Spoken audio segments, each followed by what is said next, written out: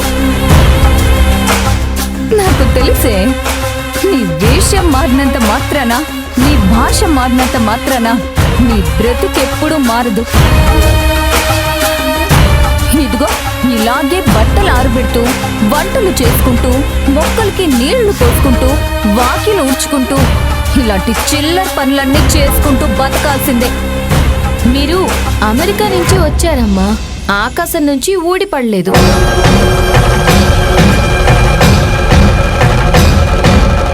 ఇలాంటి పనులన్నీ ప్రతి గృహిణికి చాలా మామూలు పనులు, చాలా అవసరమైన పనులు. అంతేకాని చిల్లర పనులు కాదు. మీరు ఆకాశం నుంచి ఊడిపడ్డారు అనే భ్రమలో ఉన్నట్టున్నారు.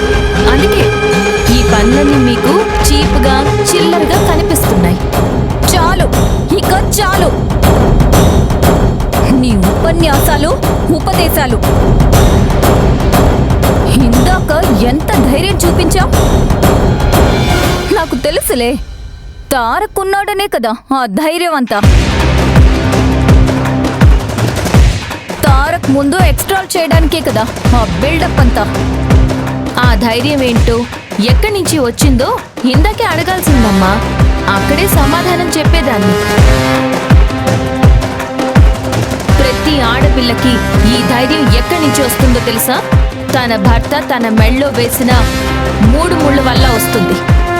ఆ 3 ముళ్ళ వల్ల తన భర్తతో మొదలైన బంధంతో వస్తుంది. నా ధైర్యం నా మెడలో ఉన్న ఈ 3 ముళ్ళదే. ఈ 3 ముళ్ళు వేసిన తారక్ సార్తో వచ్చింది. మీకు ఇంకో విషయం తెలుసా?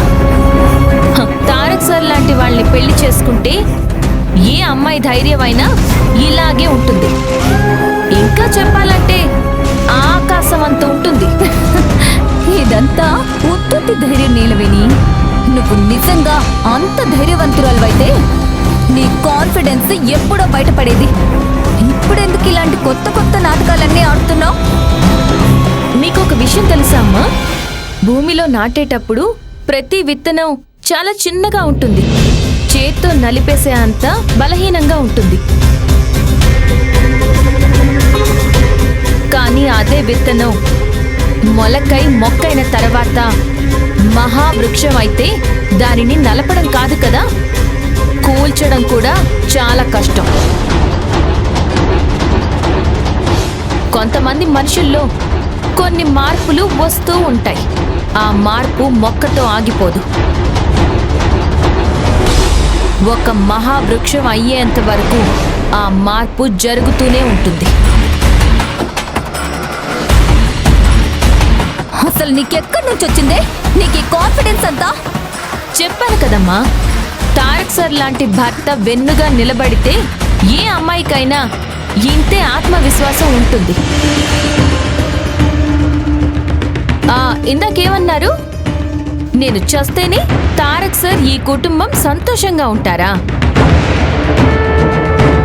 నేను చస్తే ఈ కుటుంబం ఎంత సంతోషంగా ఉంటుందో నాకు తెలియదు. కానీ నేను లేని తారక్ సార్ని నేను ఊహించుకోలేను. అసలు నేను లేని తారక్ సార్ని మీరెవ్వరూ భరించలేరు. తొగలబడిపోతా.